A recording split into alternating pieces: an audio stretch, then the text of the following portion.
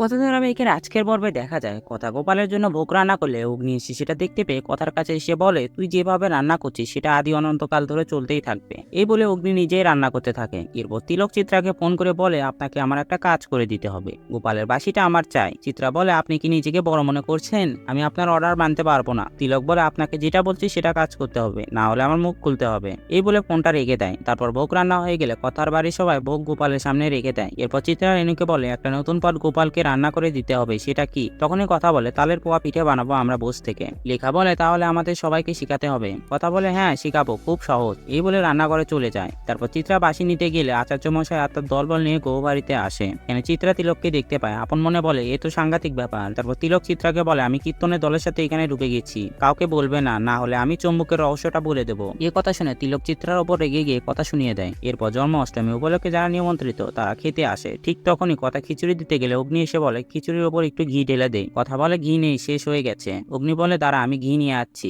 কথা বলে, এই না না, ঘি আছে। এই বলে কথা আর অগ্নি এক দৃষ্টিতে একে অপরের দিকে তাকিয়ে থাকে। তো বন্ধুরা, ভিডিওটি কেমন লাগলো কমেন্ট করে জানাও। আর এমন গসিপসে আপডেট পেতে আমাদের চ্যানেলটি সাবস্ক্রাইব করুন।